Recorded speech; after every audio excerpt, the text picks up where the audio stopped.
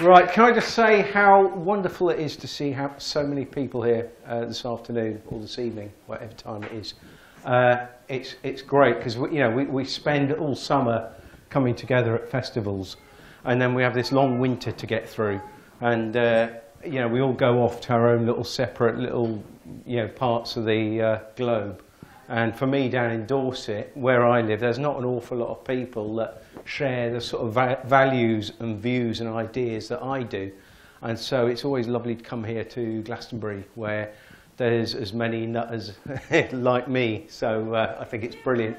So thank you, everyone, for coming along. And let's hope that we can make this a regular event. I don't know if we're going to do it every week or every month or every 2 weeks. Every week. So every Sunday. So this is somewhere where you can escape and bring the kids along and have some chocolate and whatever. So yeah, I just think it's a wonderful opportunity to come together as a community. So right, why I'm here and talking about money. I'm not going to be doing, no, when I say like economics, it's not going to be I'm not going to be doing graphs and charts or anything complicated. I'm going to keep it really simple because that's the way my brain works. But the reason why I'm talking about money, my background isn't in economics or banking or anything like that, far from it. What it was, I ended up in a fairly sort of moderate amount of debt.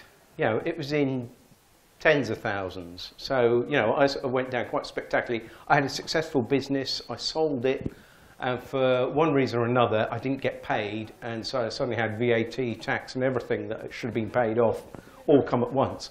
So, but I'd already gone through some sort of, I don't know what it was, but I'd gone through some sort of shift in my life, and I'm sure I can't really put into words what happened, but my focus changed completely, and so suddenly I was in like thousands of pounds. So what? Okay, go to the bank machine, won't give me any money. Okay, we'll have to think about that, but, I sort of like managed to get around it. So what it did, I thought, right, there's got to be like a spiritual solution for my debt problem. And it wasn't, and this is why I'm now talking about spiritual economics, because I think everything we do has to be in alignment. If not, it's not going to work. Does everyone agree with that? It's got to be, if you're not in alignment with anything you're doing in your life, there's going to be struggles, there's going to be obstacles in your way. Once you get into alignment, well, I'm sure we all know this, once you actually get into alignment with all that is, if you go out on a limb, things get difficult. When you get back into alignment, things seem to flow, don't they? It's almost like the universe is guiding you in a particular direction. So the direction that I actually went in was I came across this lady who wrote this amazing book, and I've never actually spoken to her, but we're in email contact. And this is Mary Elizabeth Croft. She wrote this book about over 10 years ago, which is quite a long time in the sort of truth movement. She saw the whole picture way before lots of other people. Who's actually come across this lady? Yeah, so yeah, there's a handful of you. This book is available free online. You can download it from our website. Her website is currently down at the moment, which is a bit of a shame. Hopefully it'll be back up, but we did have links to her website. Basically, she wrote How I Clobbered Every Bureaucratic Cash Confiscatory Agency Known to Man. And when I came across this, it's a long ebook, and it's pretty hard going as well. It's not easy. It's like it's pretty. I won't say it's an easy read, but it's quite amazing. It does something to your head, and it shifts you like 180 degrees, however. And I suddenly thought, wow, there's a solution to my debt problem. Because at the time, what she said, basically what you can do, get onto the banks, say, well, look, have we got a valid contract? And that means a contract means that two people have to sign. So if you ever got a credit card agreement, you sign it. But I've spoken to bank managers since finding out about this. And I say, do the banks ever actually sign any of their documents? I say, yeah, you get a photocopied signature from the head of finance or head of lending or whatever. Photocopied signature. Well, that doesn't stand, shouldn't stand in a court of law. They get round these things, but it shouldn't stand, because if I have a contract with you, sir, it's like we're going to both put our signature, our own autograph, onto the piece of paper, which makes it a valid. It's just one of the essential things. And the other thing is, of course, there's got to be what's called consideration, and that's something of value. Now, the thing is, I'll be going on to this in a minute, but I believe that what they're giving us is created out of thin air. It's digital currency. And so they're getting us to work with our sweat equity, our actual physical, we're grafting quite hard, and then they're giving us these like electronic digits that they can create out of nothing. And the result of that is that every time we have a transaction, and that means that, the last transaction I did was some very lovely organic chocolate over there, which I paid in pounds. But unfortunately, every time we make a transaction using the current currency, it's like half of that is taken away. It's skimmed off in VAT, in ridiculous fuel costs. And so we should be living in abundance.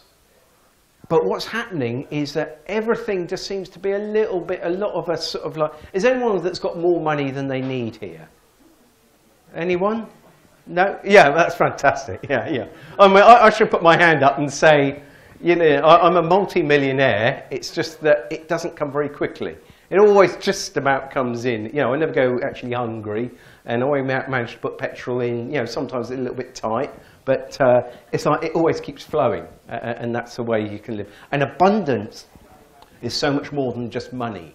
So you've got to think your health, your friends, community. It's far more. If you're caught up in the idea that abundance is just money, then you've been hoodwinked into this materialistic world, which you need to perhaps do a little bit of deprogramming. So anyway, I digress. I thought, brilliant. I found a way of solving my economic woes.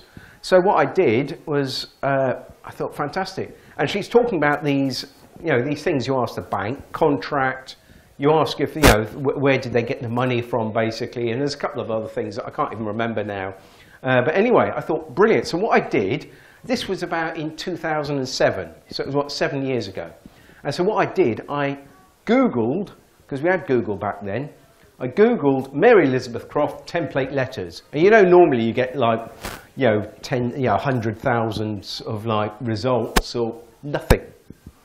Nobody had done, her book was already sort of like making the rounds on the internet, and there was no template letters. I can't believe nobody's actually done the template letters, and actually somebody must have used them. Because what I did in the time being, of course, is that, I actually had to create the letters myself. So I read the book. I read the book 3 times, and the last time I read it, I actually made notes, and I really sort of like got it into my head so that I sort of like could feel it and understand it at a deep level.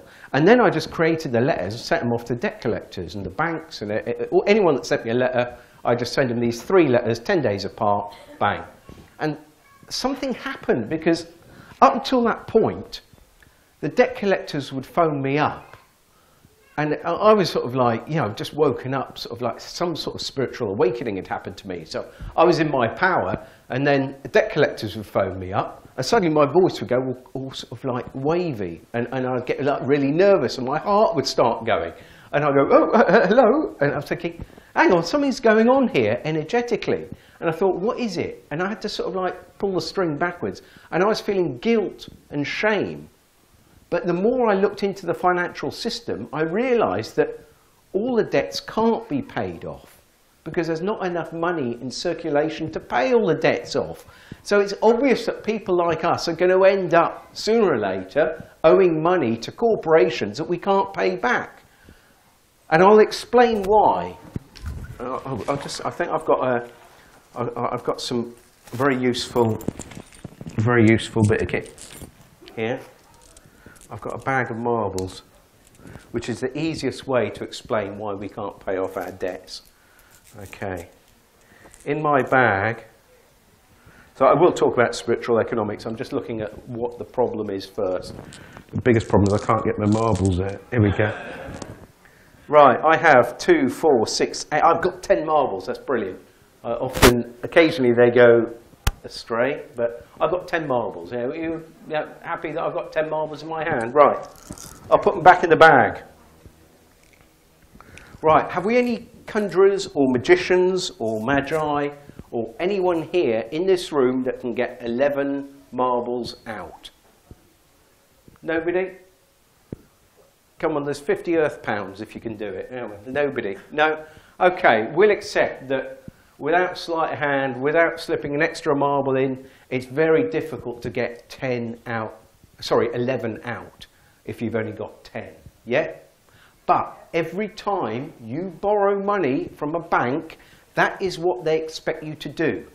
They charge you interest on that money, also known as usury.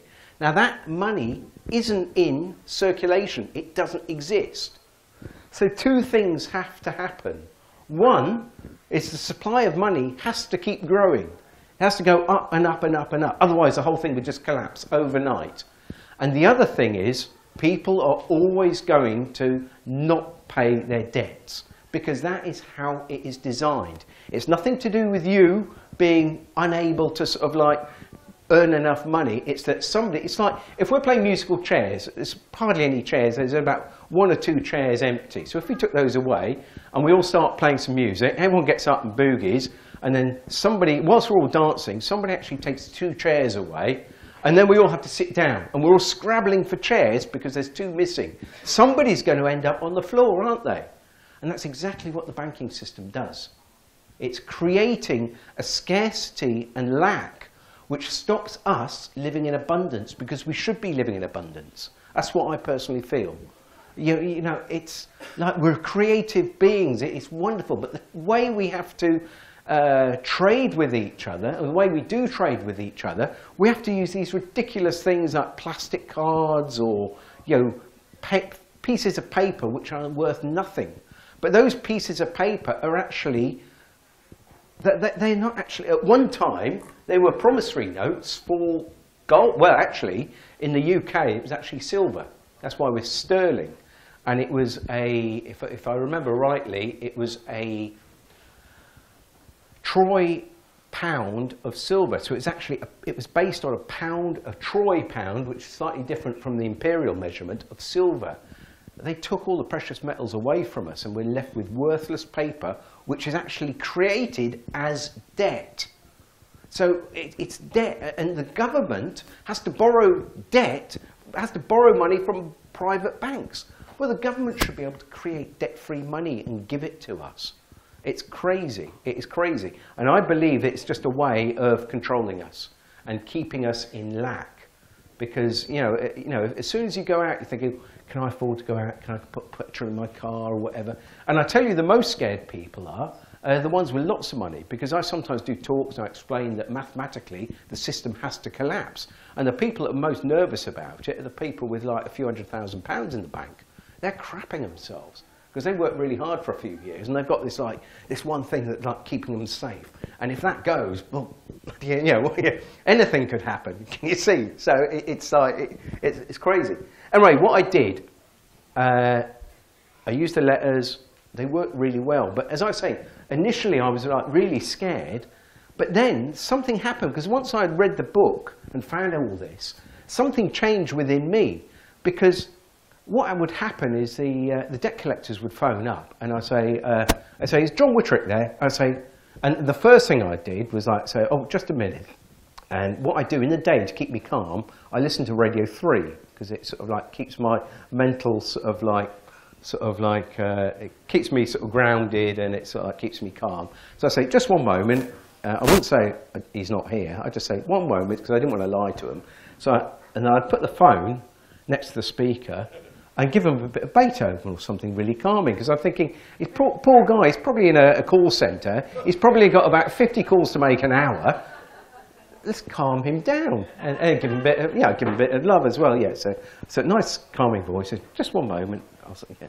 They leave it, and then I'd tiptoe away very quietly like that, you know. It was like, and that was the first time I started empowering myself to stand up to, because I was getting loads of phone calls. I was getting, you know, I had VAT, I had the inland revenue. They're all after me, and I was thinking, oh God, what am I going to do? But this was the first thing I did to stand up, and then of course I started like being a little bit more creative, because then I'd start really getting into my power. And they say, is John Witterick there? So, yeah, just one moment. You're calling me. I'd like to ask you a few security questions first, if that's okay with you. And so what I do, I say, well, can I have your mother's maiden name? Oh, God, I want their full name, direct telephone number, mobile number, and date of birth, and all this, and of course, mother's maiden name. And then I'd ask them, and what's the capital of Cuba? It's always a good one. Oh, you don't know? I'm sorry. Never mind. Is there anything else I can help you with today?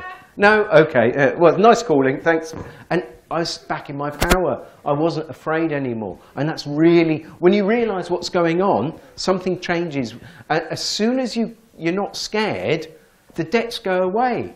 And that's what, something really big happened to me, and it shifted me.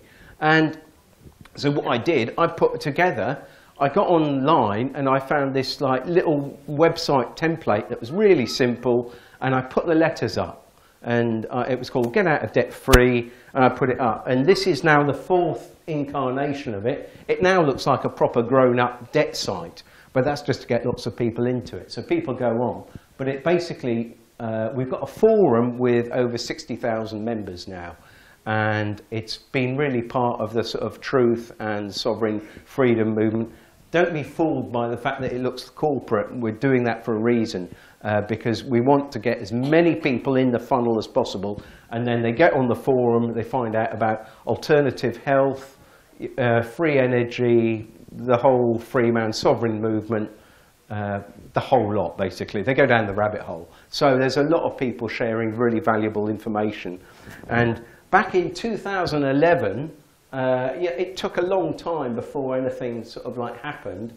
But back in 2011, I can remember the guy that does the code for the website, and he looks after the servers and stuff like that. He phoned me up and said, something's going on. The server's almost crashed. We've just been whacked really hard. You know, we thought somebody might be trying to take the site down. No, what had happened is a load of debt collectors had got together and got a meeting. And what they decided, that there were certain websites, because this is a website that I put out, Get Out of Debt Free, they said there were certain websites that he wanted removed from the internet.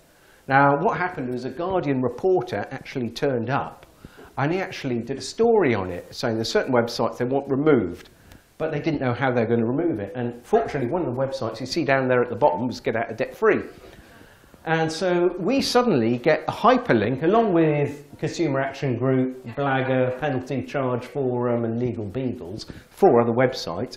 We suddenly get a link to the, well, I think the Guardian is the highest, that gets higher traffic than any other UK website. So we suddenly go, we're sort of languishing on page 4 of Google. Within hours, we're on page, well, within a day or so, we're on page 1 of Google, because so many people started hitting us. And then within a few days of that, if you put in debt free, get out of debt, anything like that, we were number 1 on Google, and that's where we've remained for the last, well, since 2011. So what's that, 3 years, 4 years coming up to. So purely because a lot of people are actually sort of waking up to this. It's almost like, and I must admit, when I put off doing a website, because I thought, oh, it's something I can do. And this little voice in my head was saying, no, do a website. And until I actually put the website up, I was getting this little voice in my head. So it's almost like it wasn't my idea. It was a little nagging voice that said, I'm going to put a website up. And I'm not suggesting anyone goes out and does this, but this was spotted on Brighton seafront. Nothing to do with me. I have no idea who did it.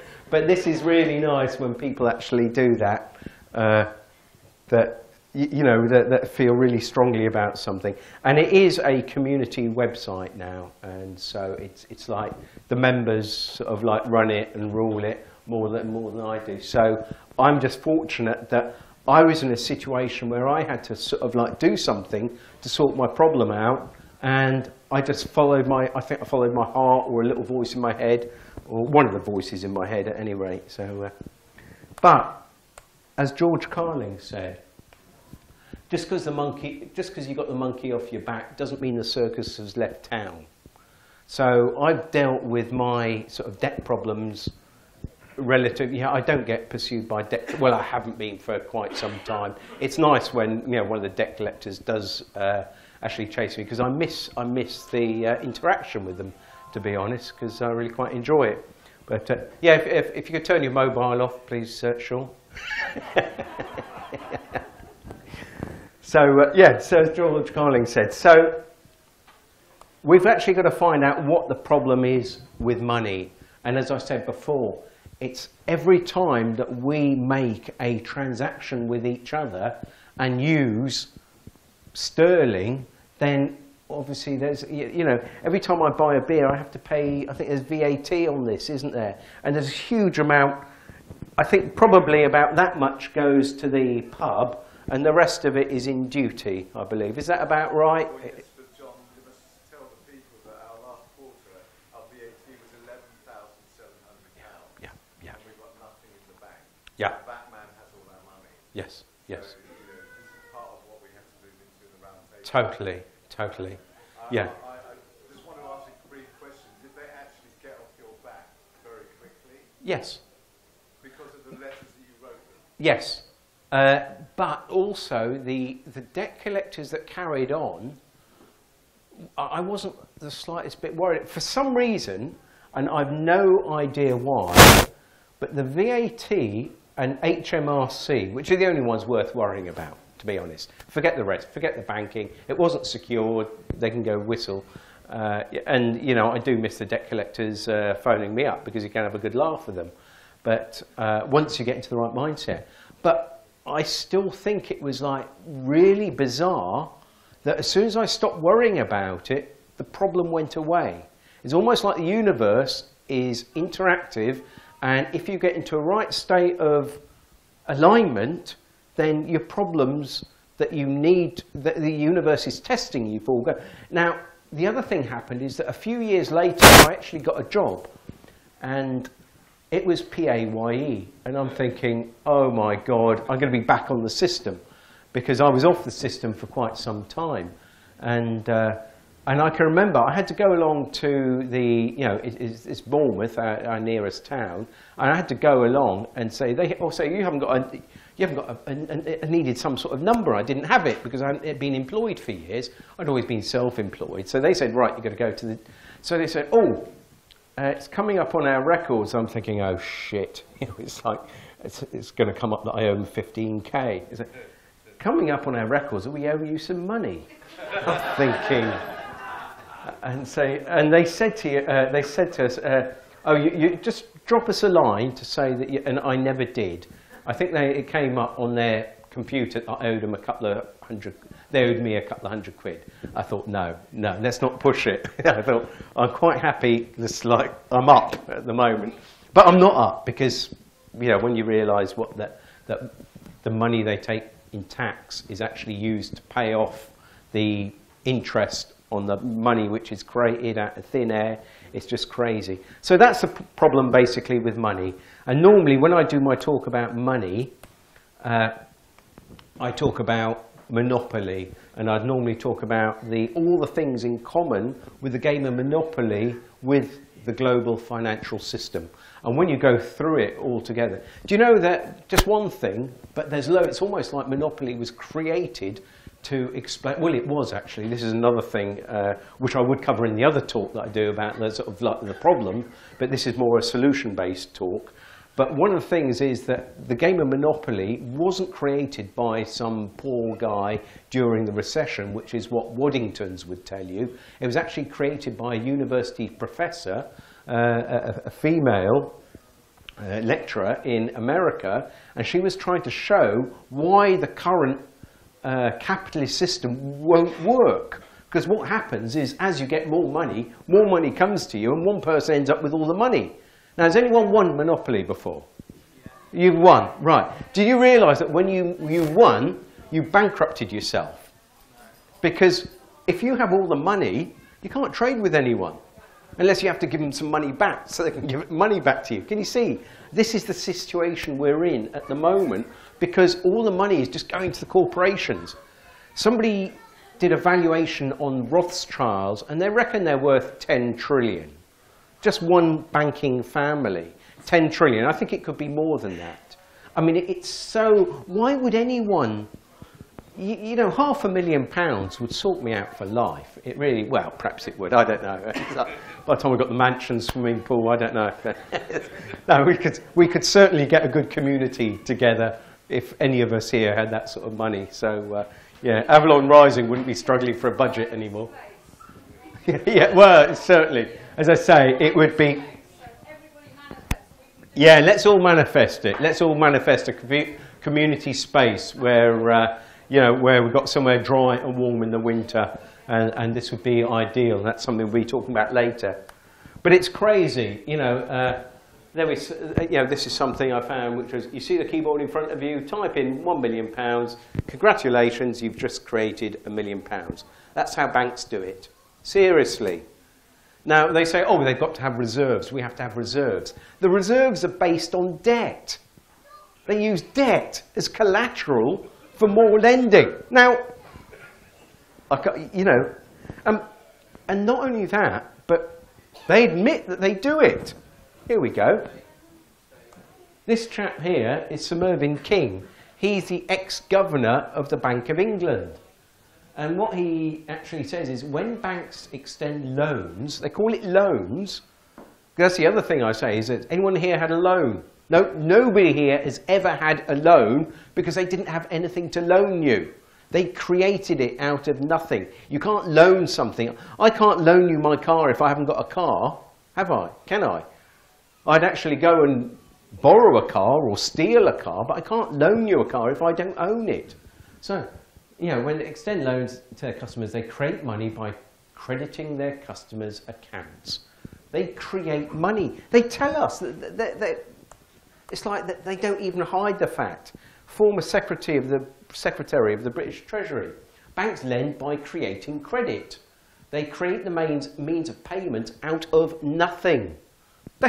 I'm like, can you hear what he just said? You know, it's like, wow, it's like, I get a Bill Hicks moment here. It's like, look, they're lying to us. And here we go. Graham Towers, Governor of the Bank of Canada.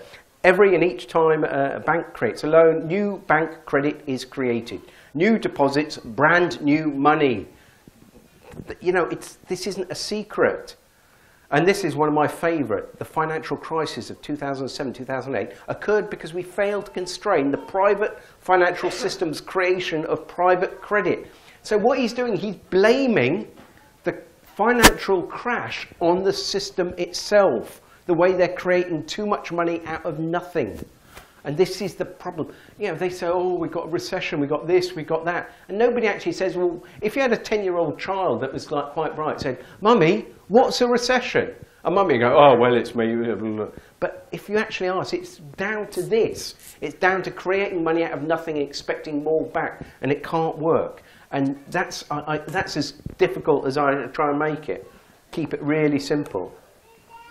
And we are entirely, because the other thing is, because the banks decide who gets money and who doesn't get money. Now, I'm sure that if we went along as a cooperative and we went to the bank and said, look, we've got this brilliant idea of having a community hub right in the middle of Glastonbury. Can we have some money? And they go, not a chance, you know, because they decide where the money goes. So it's not always the best for the community. It's the best for the bankers. Which is skewing everything that happens on the planet. Well, a lot of things that are happening.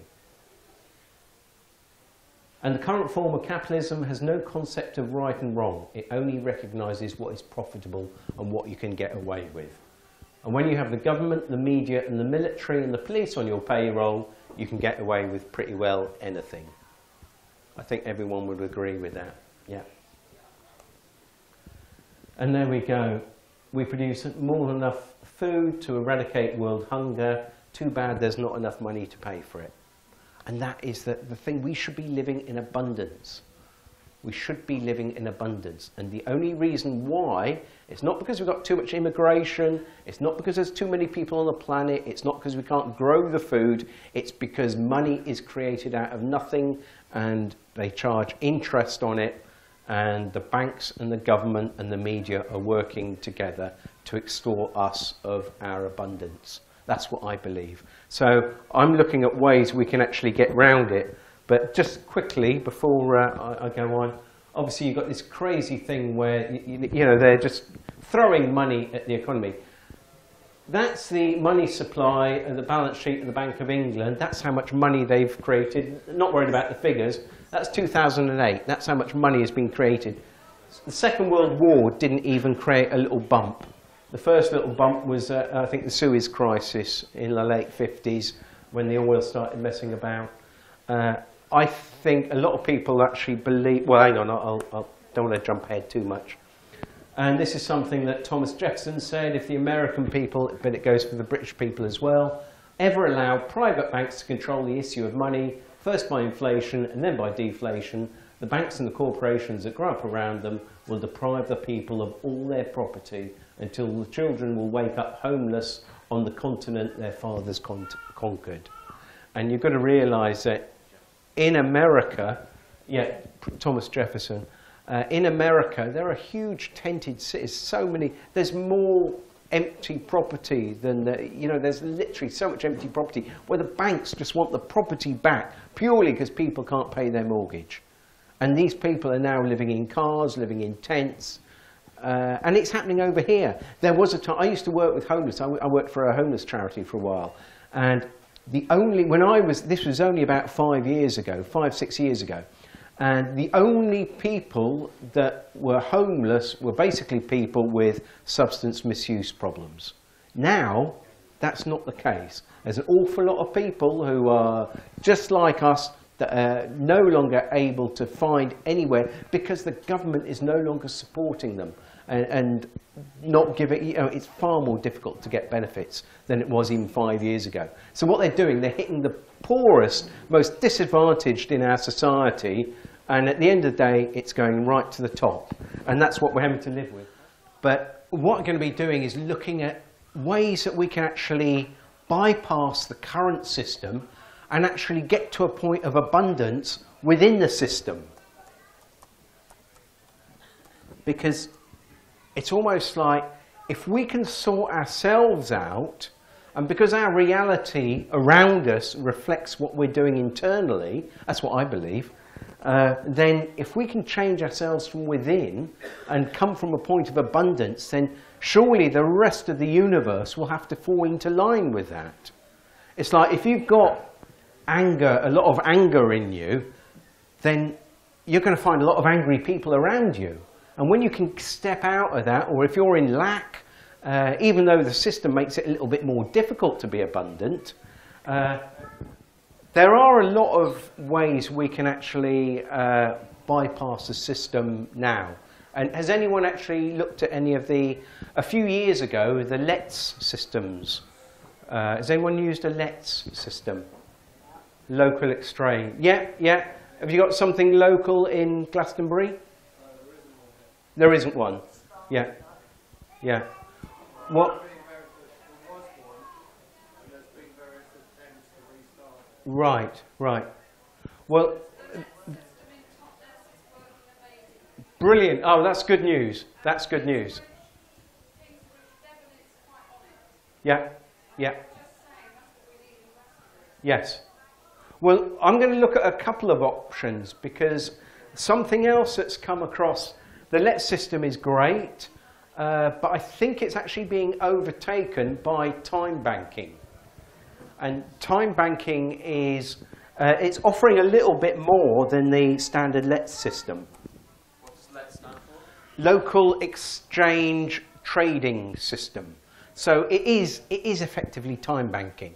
But it's like a bank, a community bank, where you can come together as a community and say, if I paint your house, because I'm pretty good with a paintbrush, that's not true actually, but if I was, or you know, I was going to do some work for you, and you're able to cut my lawn, what we could do is, once I work for you, then I've got some credit, and then you can then put some credit in, and we sort of balance it out. So it's like trading without money. So it's like a resource economy? It is. It is a resource economy. Yeah, yeah. As is time banking. It's very similar. The time banking seems to be moving a bit more with the times, and they've got some really good resources on their website. I'm going to be giving you the website addresses for all this sort of stuff as well.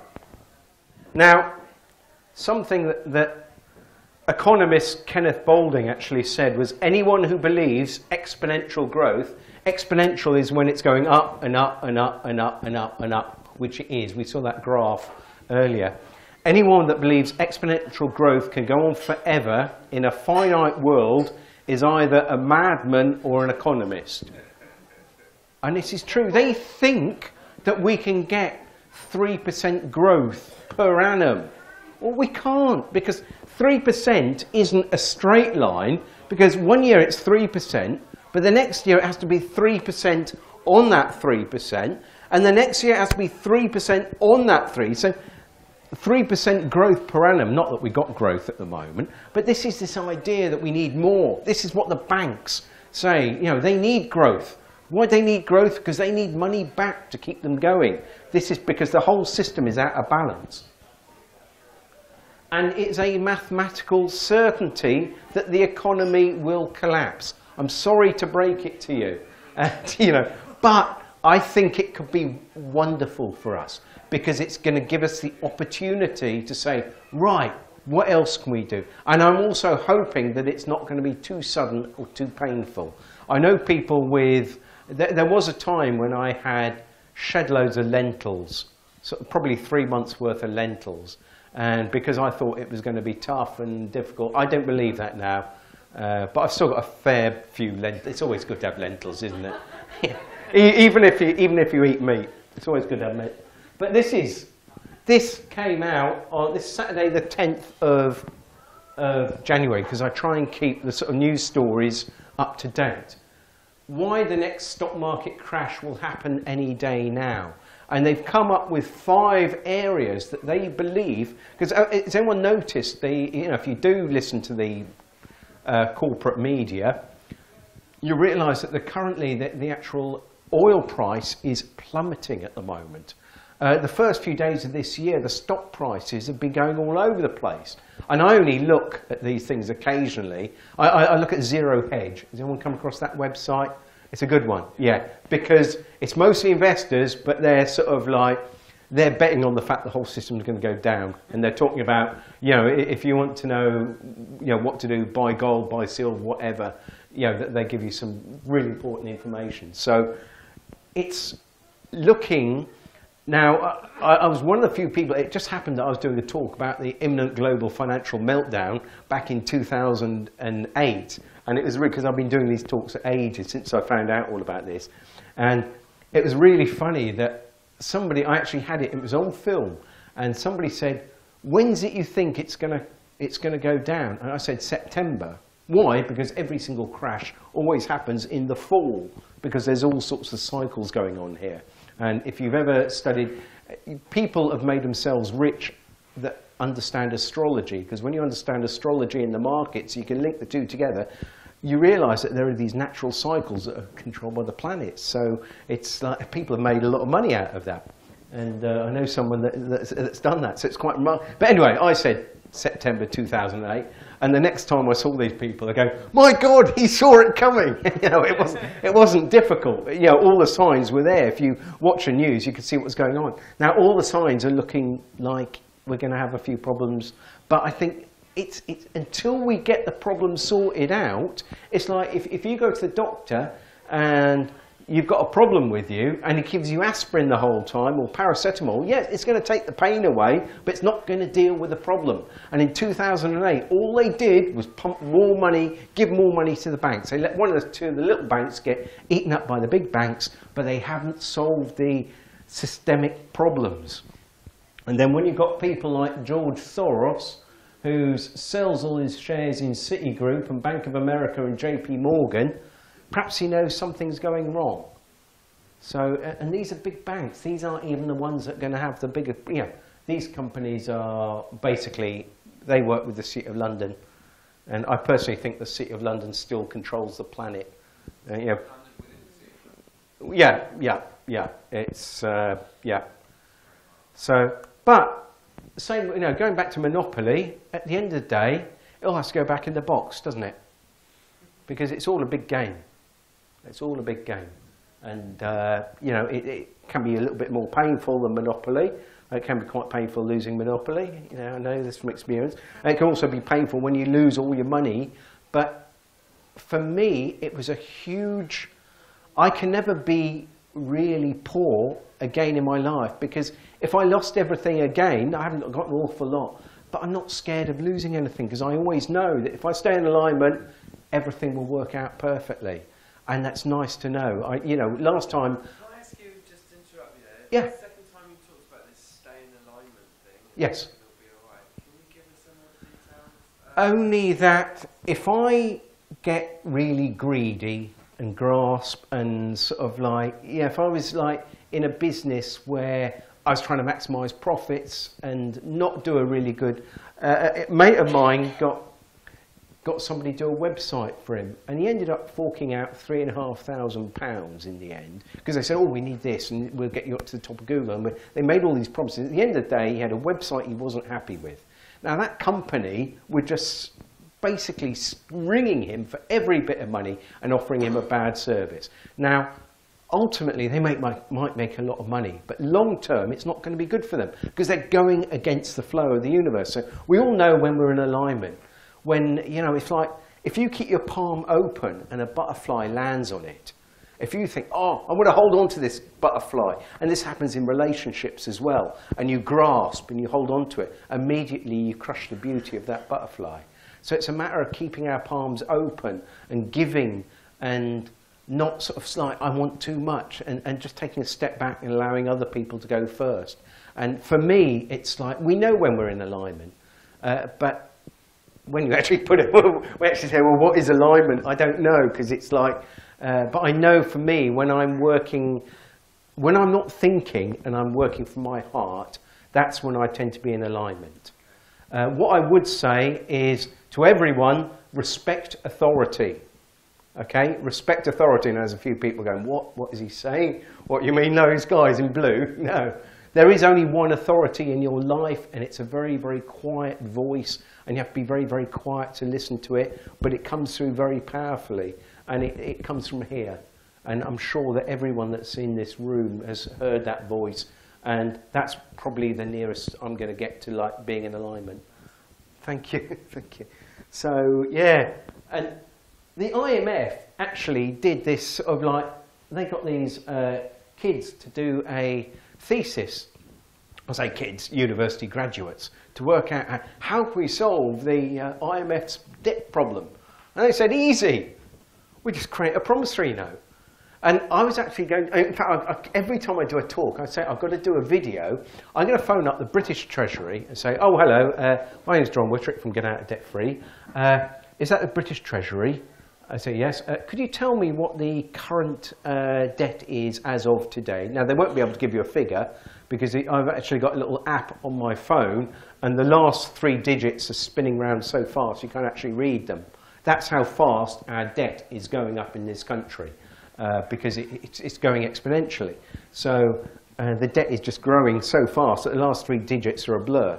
Now, I'll say, well, look, what I'll do, I'll sort of like, I'll add I don't know, I'll add, say, like 10 million, just to sort of like be on the safe side, so that by the time it cashes, that'll be, there's no reason why I can't create a promissory note. And this is something you can get off the website. We give people the background to do promissory notes, because that's how, who was the guy, I've forgotten the name of the, it was a guy who actually said that promissory notes are as, Lord Denning, thank you, who's that? Thank you very much. Lord Denning said, I should have known that. Lord Denning actually said in a court case that promissory notes are to be treated as cash. Now, he didn't say bank created promissory notes, and every single every single £10, £20 note that we have, they are promissory notes. But what they've done, of course, they've taken away the promise to pay the bearer, because it was a piece of paper that said, I owe you the silver or the gold, whatever it was. Initially it was silver. But of course they've taken that away. But we can still use promissory notes, and people have used them successfully to pay off utility bills. Now, I don't suggest everyone go out and pay their utility bills. Sometimes people are successful, sometimes they're not. Don't do anything without an awful lot of research, that's all I'm saying. Because the criminal cabal are very good at getting us ending up in a lot of trouble. So, let's look at what I was going on to before. Let's look at the alternatives. And just thinking what money is, it's a medium of exchange, it's a unit of account, and it's a way of storing value, isn't it? No, it's something else. Go on. I reckon the way we use money is as a token of gratitude. Mm-hmm. You kind of go, It is. I really like what you're giving me, so Yeah. I'm just going to give you something. Yeah, I like that. In fact, I like that so much that I'm going to actually have to... Can you remind me at the end of the talk to add that to the token of gratitude? Yeah. And I have a token of gratitude. I actually have... I actually have a TLC Earth Pound. I don't know what they're currently trading at. I'm not giving it away, though. So, as I was saying earlier, though, there's the local exchange trading systems, Let's Link UK, and it's basically local community-based mutual aid networks, and where they're working well, Top Nest, they're working really well. They've declined a little bit recently because I think time banking has been a little bit more sort of on the ball. But where they are working, I think probably the best thing to do is find out what's the dominant system in your local area. You're going to find something. So whether if everyone is already working with Let's, then go with Let's. If they're working with time banking, there's no point setting up a time banking thing locally if everyone, see what the local people, and Glastonbury will have I'm not from around here, so I'm from way down in Dorset, so I can't tell you what the, is anyone aware of time banking around here? You have? Right. Right, I see. So yeah, time banking, they offer a lot of support. So, and they're into sort of helping set up social enterprises. So it might be something that we could incorporate, if we look at, options within having a community based around here, that's something we could look at perhaps. And the Bristol pound, yeah, I mean, the trouble with the Bristol pound, it's still linked to the pound sterling, isn't it? So, but it's a way of still keeping the money within. I think the important thing to do is keeping local money in the local community. So rather than going to Tesco's or Morrison's, is try and get your money back to the local greengrocer or the local shop or whatever. Obviously the VAT. Right. Yes. Yeah. Yeah.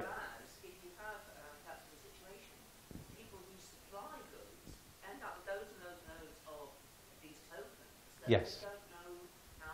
Yes, I appreciate that. I mean, the idea is you shouldn't end up with loads of tokens because ideally they'll be moving the whole time. In a successful currency, there shouldn't be one person ending up. But yeah, I can understand that obviously if you can pay your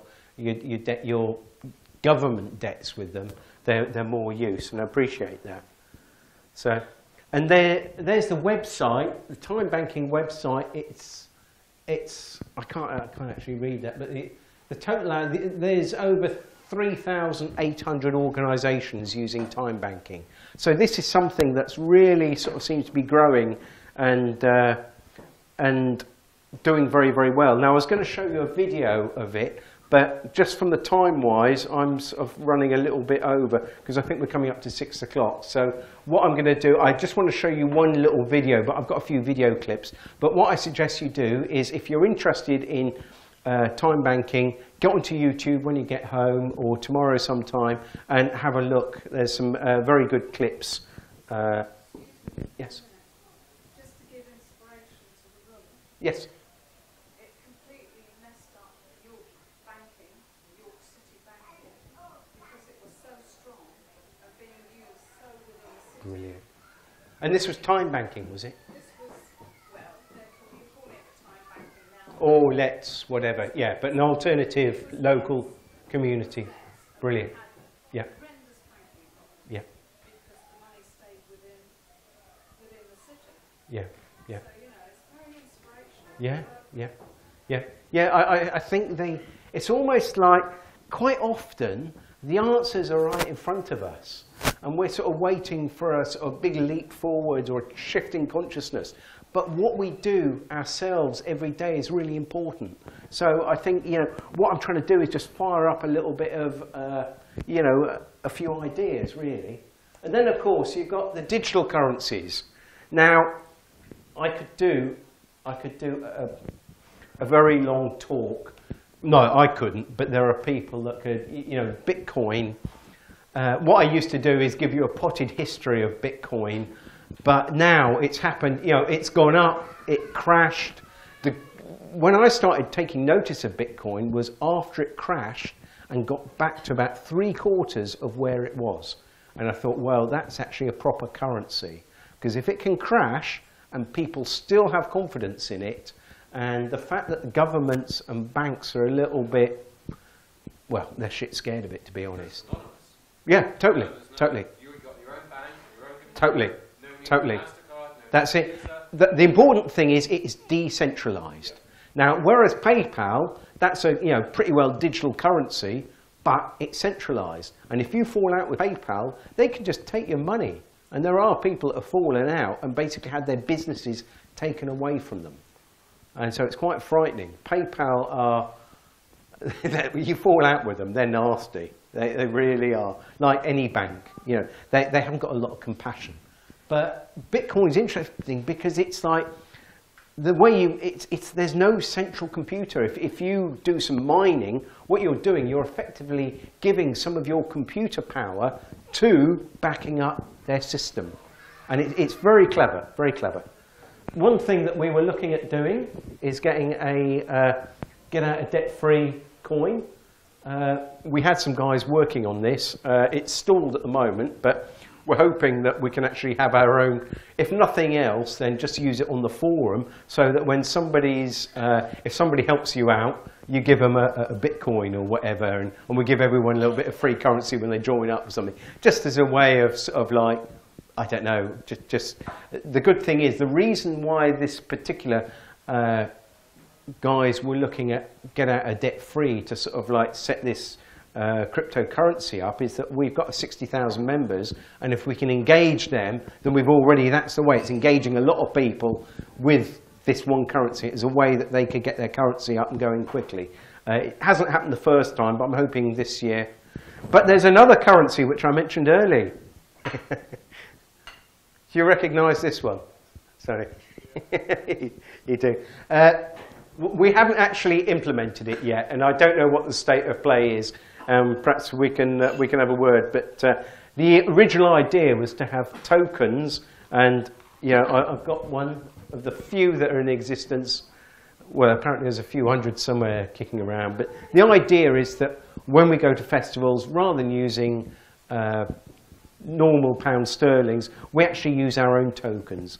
And then the idea that unspent tokens are then invested in the land and pooled. And it's this coming together and working together, which is the idea. It comes up and up and up. And everyone here is saying yes. And they seem to be like that idea. Now, I don't think there's anyone here that just wants to escape and be richer than anyone else, because that's still from a lack point of view. The reason why people become millionaires is either because they're very good at what they do and just happen to earn loads of money, but a lot of them actually go out to get lots of money because it's a fear-based thing, because they need this buffer between themselves and reality. But if the system crashes and you can't get hold of your digital currency, then, the people that be really good are those that can forage and, look after themselves. So you've got lots of different options. You've got Roger Hayes with his, I know Roger, he's a really nice chap, with his lawful bank. He's been talking about it for years and it's still not really up and running. So I really respect Roger and the work that he does, but if anything's going to be successful, it's going to work and it's going to happen. And it's like, if you have a good idea, things will flow, and like Bitcoin, it's been hugely successful to a great extent. But it's not actually happened. So, it seemed to, he was saying all the right things, but as I say, the proof of the pudding, I think, is what it's about. Now, Positive Money, who's come across these group?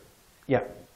Now, I'm impressed with their videos and all the things. They say all the right things, and their videos are really well produced. They seem to have lots of money because they've got really nice offices in London, and they've got press secretaries, and and so I started sort of looking into it, and they're talking about taking away money creation from private banks. Brilliant, I thought, yeah.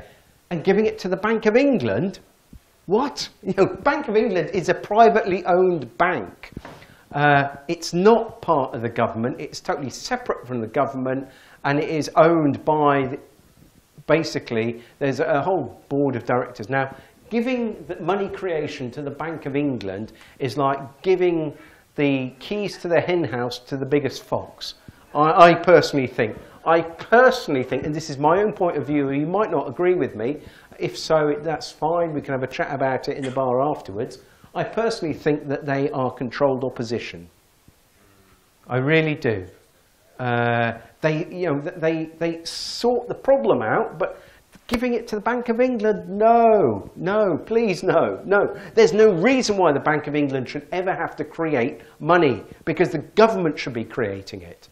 And I believe that very strongly. And there's a big difference. The Bank of England is not the government. It's totally separate. And the other thing is the Bank of England, just like the Federal Reserve, has never been audited. We never see what's going on. They do everything behind closed doors. So, I was getting a little bit angry there, wasn't I? Let's take a deep breath now and get a bit of zen. Yes. Nothing to do with the government, apart from the fact that they create. Why is it we have to pay interest on the money? The government should be able, and it has done. It has done. And I tell you when it has done, it did do after the First World War.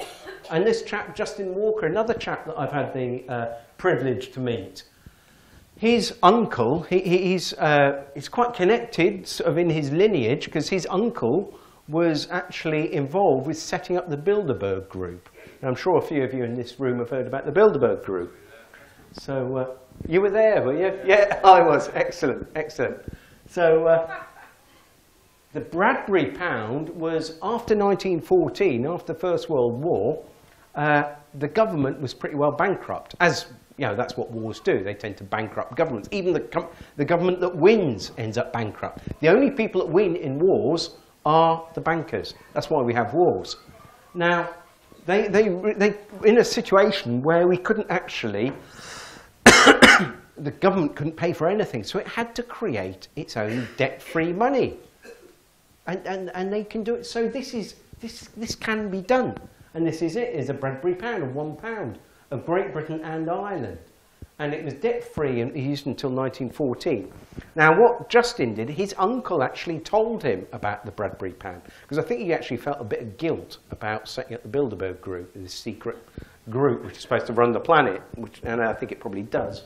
And it's the equivalent of the US greenback. So different countries have been able to create their own debt-free money. And this is money that doesn't come with debt or interest.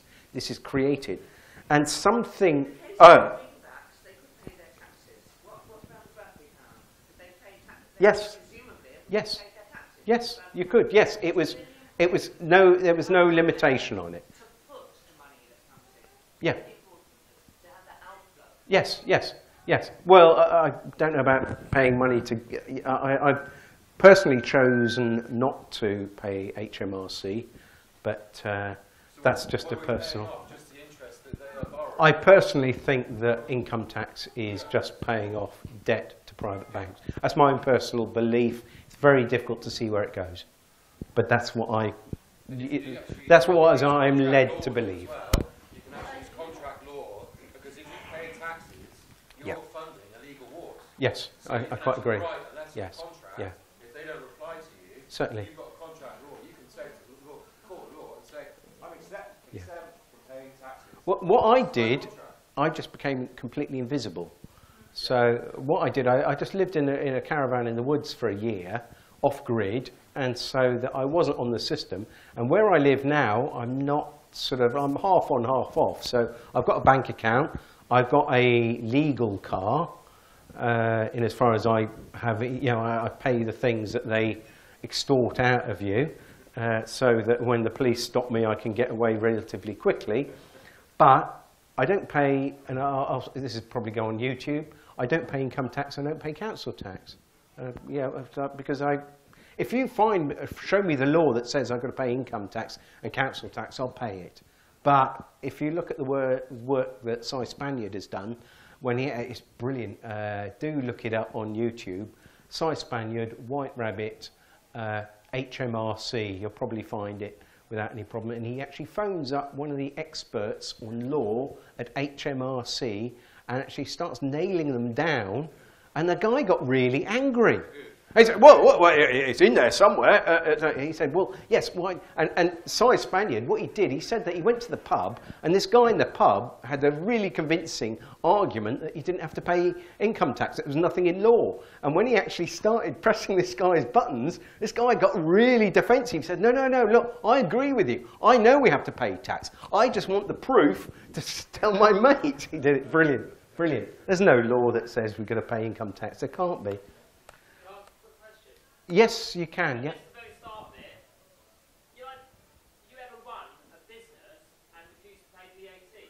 No. Oh, right, okay. When I was running my business, I paid VAT. Oh, right. But what happened, I sold my business, ended up in a huge amount of debt, contacted all these people, said, I can't pay, I haven't got any money, but somehow the debts went away. That's what I'm saying. Do you know anyone who has run a business and refused to pay VAT, and what the... I don't personally. I think you would... That would be difficult, very difficult.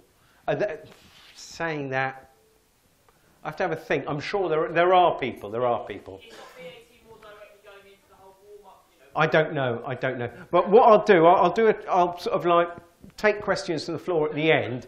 The main reason for that, I'm deaf in one ear and I struggle to hear what the questions that are being asked. So Guernsey expert, I'm from Guernsey, originally born in Guernsey, so I found out about this. And this was after the Napoleonic War. So this was before the Bradbury Pound. Same thing again, we'd had a war with the French. Now I personally think Napoleon and Hitler, for that matter, were anti the European bankers. And I know Napoleon certainly was. Because he said as much, and he was actually trying to get France out of this sort of banking system. That's why he was like, this war, I believe war was about money as much as land, probably both. Sorry? Well, yeah, that's very true, very true. In fact, everyone on the axis of evil isn't in the IMF. So you look at the countries that aren't in the IMF, the only country that's no longer in the IMF that's not actually on the axis of evil is Iceland. And they're doing very nicely. So now they've broken free of the banking system. But anyway, I think I'm taking too long. I'm running over, so I'm going to have to speed up a little bit. But the Guernsey experiment was a situation where the island was bankrupted by this long drawn-out war with the French. And they just haven't, although they were close to France, they happened to be English by that time. They were French, but England had actually colonised the island, and they decided to create their own debt-free money. And the only thing that stopped it was a few years later, the banks got onto the Privy Council, and the royal family actually got onto the basically the bailiff because it was controlled under the crown, and they put a stop to it. And I personally think they bribed the local politicians to put a stop to it, because it all stopped. And the island is still prosperous now as a result, because they built a harbour that was 200 years ahead of, it didn't actually have to be expanded until the 80s, when suddenly they wanted a marina and things like that.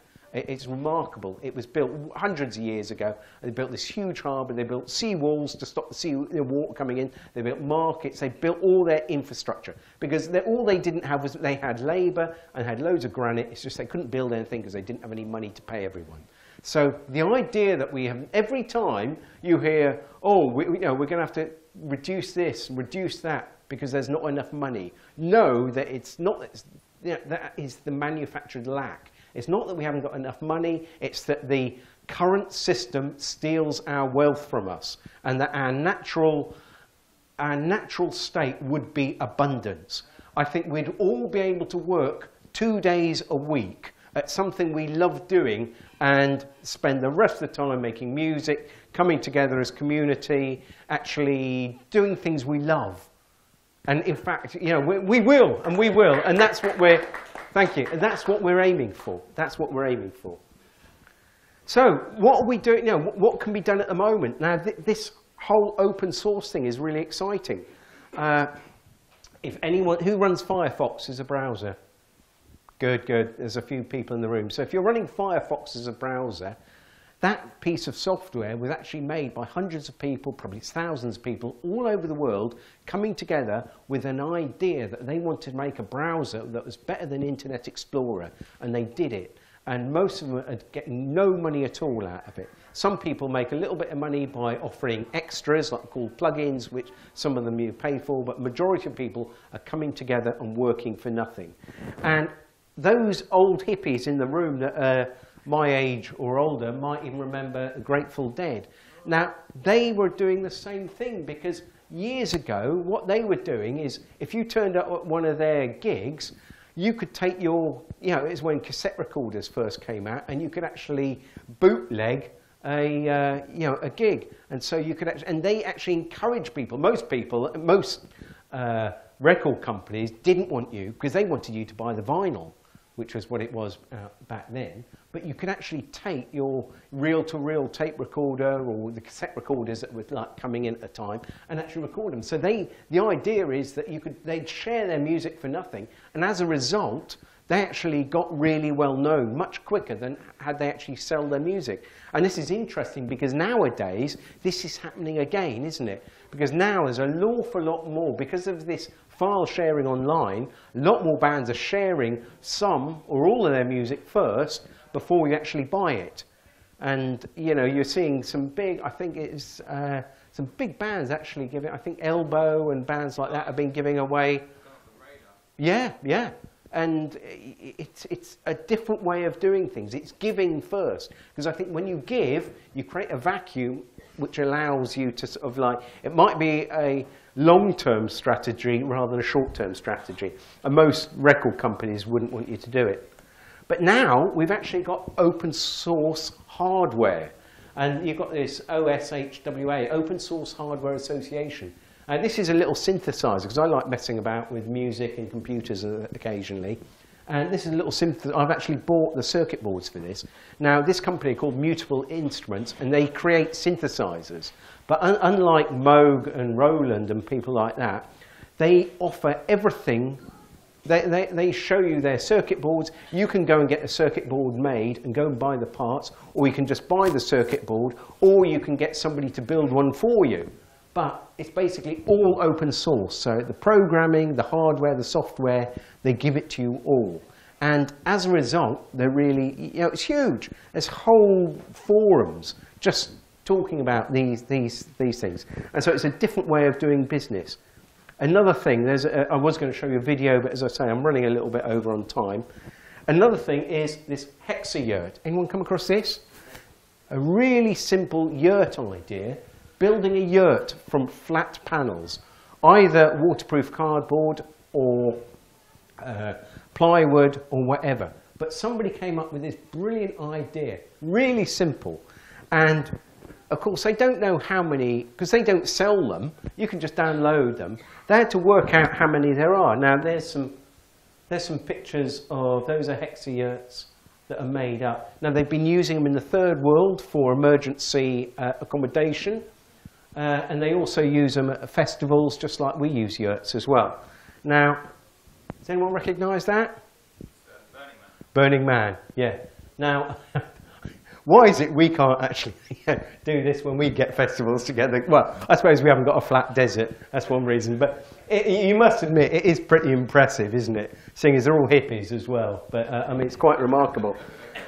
But what they did to find out how many of these hexayurts there were, they actually did, from that satellite, they zoomed in and actually counted the hexayurts. Because of the shape of them, they could tell what were normal yurts and what were hexayurts. And there's over 1,000 of these things. So that was somewhere, somebody come up with the idea, put it on the internet, given it away for free, and now, you know, people, you can buy a hexayurt or you can just like do it for free. But they counted over 1,000, and that was back in 2012, so it's probably way more.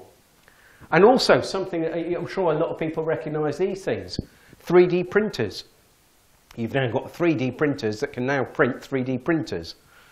Almost. I mean, it's like they can't do the electronics, but they can print a lot of the main, you know, the main, certainly the plastic, a lot of the sort of infrastructure and the main sort of parts of it. But the great thing is, if you have one of these in your community and you need a specific part, you get it made. And so, you know, it's still in its infancy. Can you remember when printers first came out? They were quite expensive and slow, and well, the ink still is expensive. But it's exciting because it's decentralizing. And then just looking at different models for a you know, spiritual community, there'll be lots of people come up with some brilliant ideas. I can show you my favourites, but I'm just going to shoot through these few, and then I'm going to play a short video because I think otherwise I'm going to be running a little bit over time. I want a little bit of time for the round table. So models for a spiritual community. Did everyone see Zeitgeist? Yeah, I think everyone saw. So you saw these wonderful things, the Venus Project. A mate of mine, Dave Murphy, actually went out and met this chap, Jacques Fresco. He was quite surprised that although he had all these brilliant ideas, that they were still on the grid. He was expecting like solar panels and windmills, and he was like a little bit, he's got all these brilliant ideas, but he's like, they're not putting them into practice. So he was like, and I don't know about you, but my idea of utopia isn't that. I wouldn't mind going there for a weekend, just see what it's like, and have a go on the boat. But for me, I want to be a little bit grounded. Give me a hexayurt or a proper yurt and put me in the woods. I'm going to be a lot happier. That's, you know, that's why I like the festivals, because it gives you a chance to like take your shoes off and walk around bare feet and actually connect. I think that what we do has to be real strong connection to the earth. That's what I personally feel. And I love the ideas of these things, but I think it looks more like something that Jerry Anderson sort of like came up with. But so, you know, there's a little bit of green there, isn't there? But it's like, it still looks like dominating. And it's also the idea of that it's talking about using computers to make decisions when, you know, and this resource thing. It scares me. I don't know. It's a bit, I find it a bit Orwellian. Perhaps that's just me and my, what I think. But there's a couple of books and a bit of work that I've sort of looked into. Eric Butterworth, he's got this idea, he's got his lovely book on spiritual economics. They're all very similar, going towards a gifting economy. Another one is Dahasvara Das. He's another one who's coming from like a Buddhist approach to it. Oh, sorry, no, he's actually you know, of Krishna. But it's basically coming into alignment. Well, it's the same thing with coming together as community, rather, you know, and that's what we have to do. We have to do this. This idea that we're all separate, just because we've got separate bodies and we have, you know, we live in separate places. We've got to realise that we are one organism. When we start acting like that, it's, you know, it's this idea of manufactured lack has separated us, and we've really got to bring it back together. Eileen Workman's done a lovely book as well, Currency of Life. My favourite, I must say, is Charles Eisenstein. He was actually over here last year. I missed him, unfortunately. He was only about 100 miles away from me. He was down in the West Country. Do buy the book. It is very good. You can download it for free on the internet and just make a donation. I would say buy it because it's nice. It's such a lovely book as well. It's just, if you're interested in this thing. He talks about money in the mind, the fact that we've got a lot of prejudice around money because of the way it's made. And once actually, but which is unfair really, because money isn't the problem. The problem is not money. The problem is the current system of money. I haven't got a problem with money. I'd like lots of it. But I wouldn't be happy being a millionaire knowing that there are other people not being able to feed themselves. So if everyone can be a millionaire, I will be happy being a millionaire. So and that's what we will have. We will have that. We will be able to do what we want to do when we want to do it. And we won't have to think, can I afford to do it? Because that's where we're going. That's definitely where we're going. And this idea of property, everyone has their own lawnmower, everyone has their own cars, everyone has this and that, and it's like crazy that we don't have like one lawnmower for a street and we just take turns to use it. You know, we've got this idea, oh, I've got to have mine, well, that's mine. Oh, can I borrow it? No. Yes, sir. Also, I think that one of the things that strives for people wanting wealth is being subject to so much property. Totally, So much, totally. That we strive for this, to pile all our wealth up and hold it. It's fear-based. And you talking about all your lentils, whatever. Yeah, I did exactly the same thing at the stage before, where suddenly I thought, oh my God, we really are hitting that. Yeah. And so it makes us hoard. Yes, it does. It does. It does. Fear-based. Fear-based. Yeah. But there's also the fact that some people take care of their tools and other people don't. Well, that's very true. Very true. But when we care, when we come from a point of caring, then we will care about, the community, and we'll care about things, perhaps. So, and this idea of scarcity, it's like, it's manufactured. It is manufactured. It's the whole, go back to this. This is how I explain it, because it's simple. And you just get the idea that you can't get 11 marbles back. This is the whole point. That comes out of this book, just to interrupt for 1 second, is this notion of economics coming from scarcity. Yes. And in that headspace, in that fear-based head set, then you feel like you need to accumulate and hoard. Totally. Greed is Totally. kind of a reaction to the scarcity. It is. When you're coming from abundance, things Totally. like greed, Totally. hoarding are relevant. I totally agree with you. The sense of greed just dissipates. Yeah. Because everything's abundant.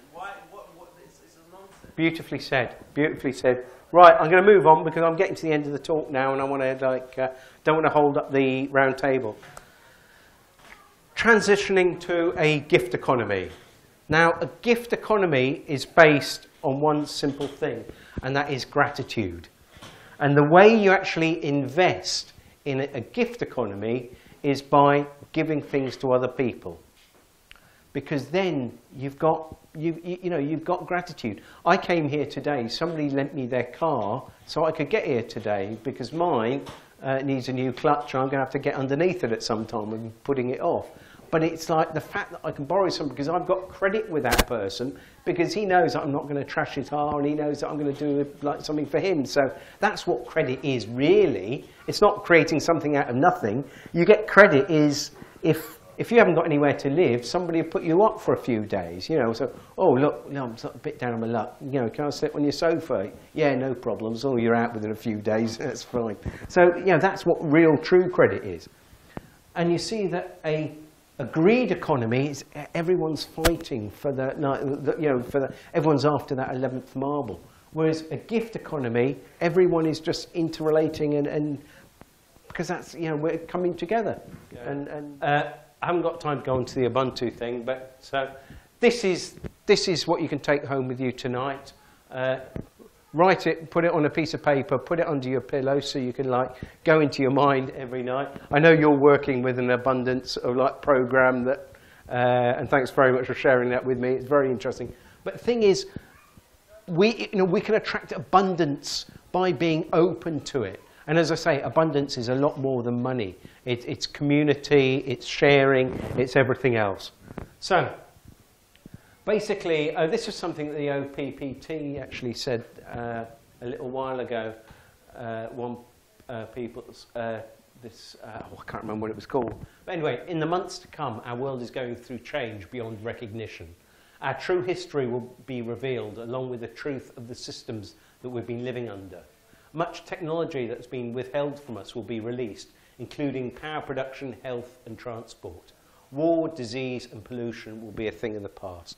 And I really feel that we are going towards that. It's not just a few hippies in Glastonbury that are waking up. It's everyone on the planet. It's just that some of us are woken up a little bit faster than others.